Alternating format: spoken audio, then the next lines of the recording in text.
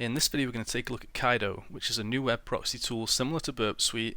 It's currently in the beta phase, so I just decided to install it the other day and see how it compares. There's obviously a lot less features and functionality than Burp, but it's written in Rust rather than Java, and the interface looks quite nice, as you can see on the screen in the screenshot. So let's go and take a look at it, see what's different, see how we can install it and how we can use the various functions within it, and see what the advantages and disadvantages are compared to Burp.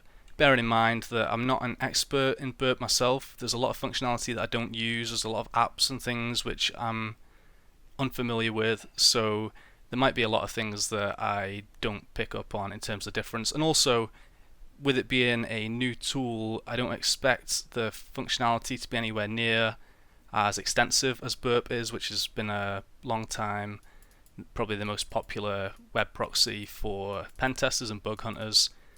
With that out of the way, let's go and see how we can install it and then take a look. So I've moved over to the dashboard. I had to log in order to get to this page. I'm using the community edition, so this is free just like Burp Suite. However, with Burp Suite you're able to just install the application or just run the jar file and create a project and use it as a proxy, whereas with Caido you actually have to be logged in. So I tried to install this a couple of days ago, and whenever I did install it I just tried to use it as a proxy and just browse through websites, and it doesn't actually let you even browse unless you log in. So that's one kind of annoying thing which I found immediately. I don't think that's a great feature, but let's take a look anyway. You've got various install options. I used the Linux desktop Debian, so there's various options here. I'm just gonna wget that and then do sudo dpkg-i to install. We'll install it, doesn't take long, and then we should be able to just run it with Caido. And there you go, you see that popped up. We've got this local instance set up which is set to the local host on port 8080. That's the same as Burp by default. So let's hit start, and you'll see host and port is already in use. That's because I have Burp Suite running. So I'll close down Burp and let's try that again. Now it loads. Okay, so you see it pops up here. You must be logged in to access the instance, so we have to log in. I'm actually already logged in, but it's not going to let me through because I have Foxy Proxy at the moment is set this to go to the proxy, and the proxy is currently not able to browse without being logged in. So let's disable the proxy, try to reload the page, and hopefully this will... Alright, we've got to create an instance, so I'll just call this test.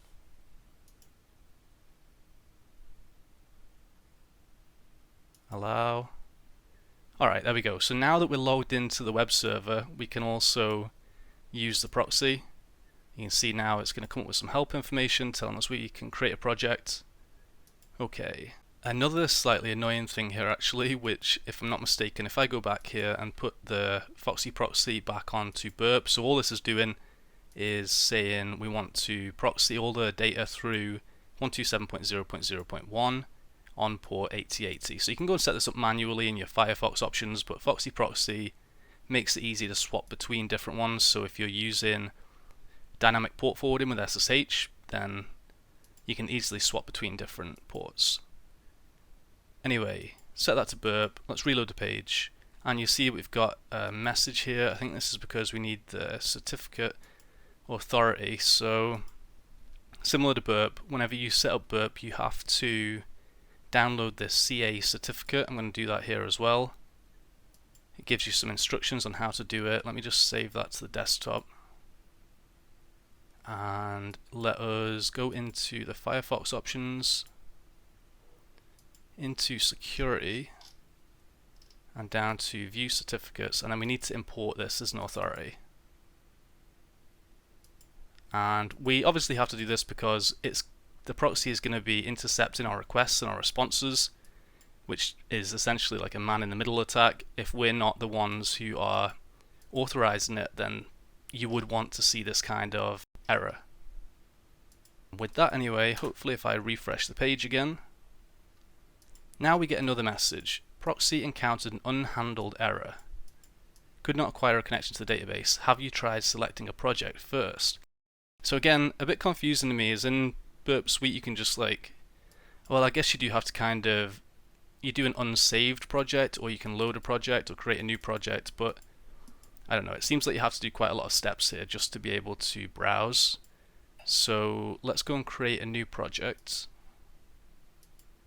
Next, okay, new project.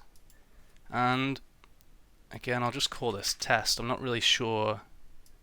I guess if you were doing some bug hunting, maybe you would put in the program name or something like that, and then you can separate your targets. Maybe you'll be doing CTFs on one of the projects and you'll be doing bug bounty on another. But if we do that anyway, reload the page again, and hopefully this time it goes through.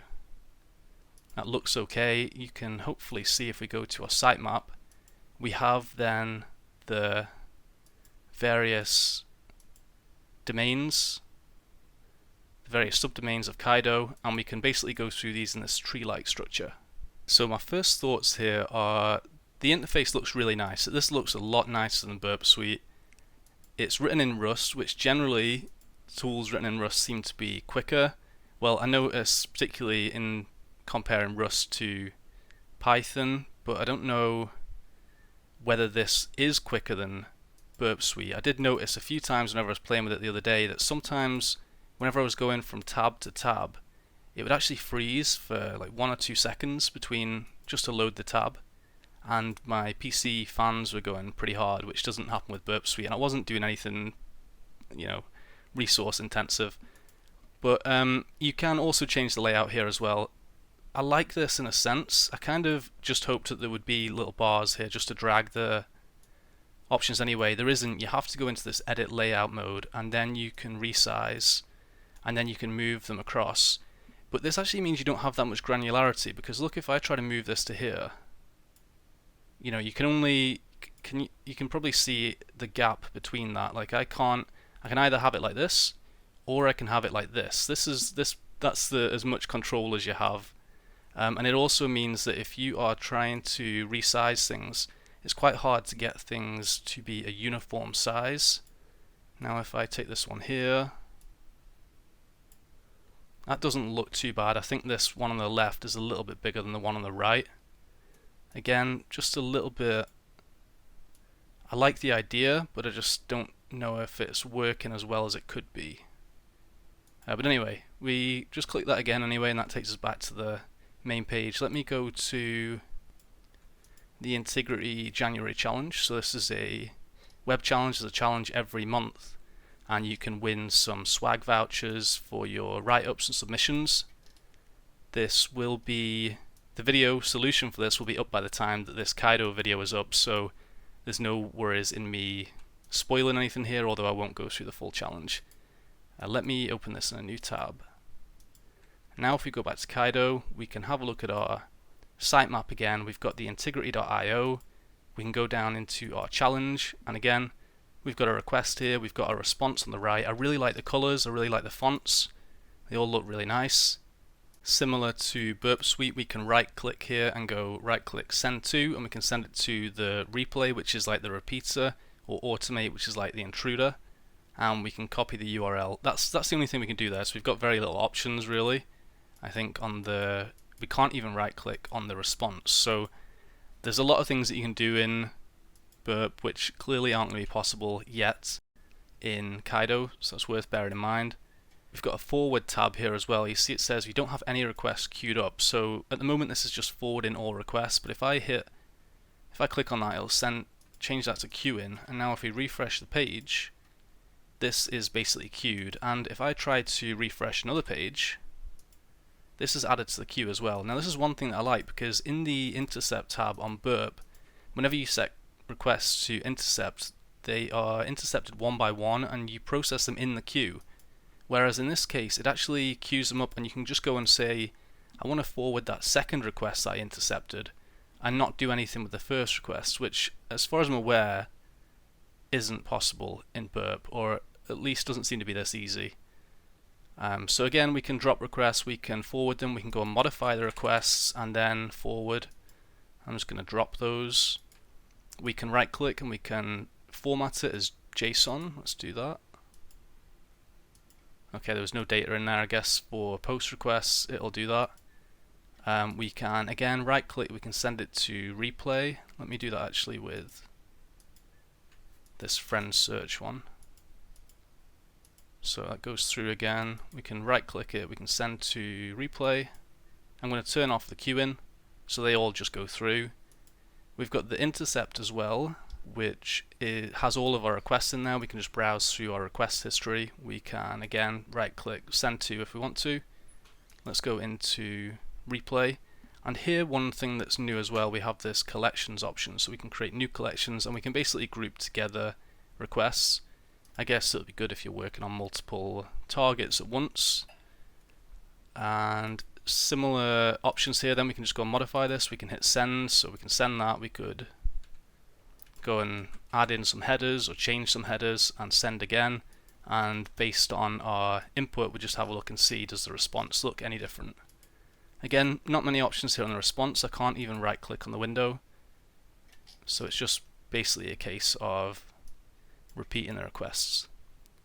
Similarly, we can go through to automate. Actually, let's go and do it with an actual useful request. Like we've got this search here, so I'm just going to search for test, and you can see here undefined has undefined friends, so we'll go back to our sitemap, or we can go to our Intercept tab as well,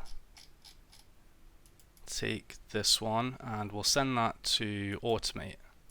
Let's go to the automate tab. Again, we've got sessions in here. It looks quite similar to the collections, and we can go and set something here. So say we wanted to try and brute force this name, we can click mark.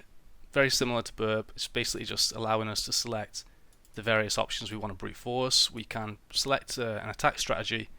It names the attacks differently here, which means that it's quite hard to, in burp, whenever you select one of these, it'll actually tell you how the attack works. But they have different ones like pitchfork and I'm forgetting them now, but you have like 4 different ones in burp as well. And then you can select your payload. In this case we've only got 1 payload, but if we had more we'd be able to select multiple and then give it a simple list or a hosted file or null. So very limited options here at the moment. Let's say simple list, and we can load this in. There's no options for payload processing. So burp has a lot of functionality in terms of like matching content in responses, in terms of replacing and reformatting things. So you can do a lot of stuff in burp which isn't going to be possible here. But let's try, and looks like we can only load here as well, so you can't paste anything in. It looks like you'll need to create a text file with some entries in it and then load that in here as well. So let's do that as an example. I'm going to open up Sublime and we'll just call this users.txt. Let's put in here admin and root, administrator, all your usual, the first things that you'll try. Save that and we'll try to load this. Users.txt loaded. You can remove elements then one by one as well, and let's hit start. And there you go, it runs through the 3 requests. We can select each one and we can have a look and see what the response is. They came back with nothing in these cases. Maybe we should have created a user to give it an example as well. Let's go to login here. Let's create a user called crypto. That just logs us in, and then let me add the user crypto. We'll load that into Caido again. I'm not sure how I do that. Let me close that. Yeah, okay, so just close that tab and let's remove those because I don't think we can. I think it would have duplicated some if I just loaded that again. And we'll hit start. This time it runs through the 4 of them, and crypto comes back with this username crypto friends92. So you can see the difference in the responses there. Okay, let's take a look at the Tamper. Oh, the Tamper is set up to match and replace, so this is a functionality which is in burp as well. I didn't really look at this one too much the other day. Let's take a look at the documentation for Tamper. Notice that even the documentation, I had a look at this automate tab the other day, and it's a work in progress. There's actually nothing in automate for now. But if we have a look at Tamper, we can create rules here to basically replace stuff. So for example, headers, things in the request body, request first line, etc. So if you wanted to change your user agent, for example, on all requests, you could basically set up a rule in here to say that the user agent, each time you want to replace the Mozilla 5.0 with, I don't know, Intigriti test. Sometimes you'll do, if you're doing a bug bounty program, sometimes the programs will want you to use a specific header to indicate that you're a security researcher, as well as specific usernames and things like that. So sometimes you might actually put in your user agent Intigriti if you were hacking on an Intigriti program. So again, similar to some of the burp functionality, it's going to be nowhere near as fine-grained, so you're not going to be able to do as much with it, but that's the option we have here. We can also create collections to group these rules together. We've got a converter, quite limited at the moment. We've got this base64, URL, HTML, and you can select multiple as well. So we can add base64 and URL, and then if we put something in here, test, you can see that it's base64 encoded it, and then URL encoded it, which has turned these equals into the %3D. Presumably they'll add a lot more here. I know that burp has a lot of formatting options and has extensions like hackverter, which can deal with a lot of different formats and chaining as well.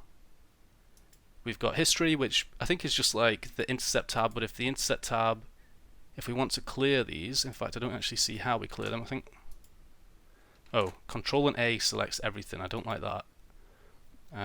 Okay, I think they need an option here to right click and clear the window, which I don't see. Yeah, there's not even an option to delete. Okay, so I'm not really sure what the difference is between Intercept and history. I thought maybe Intercept would be the history, but you'd be able to clear it whenever it gets too full, and then the history would just be like a logger which keeps all of those requests regardless, but maybe they've just not added that functionality yet. And then we've got the scope, so we can actually go and set up a scope here. So we can create a preset, we can say what the domain names are that are in scope, and we can also do out of scope as well.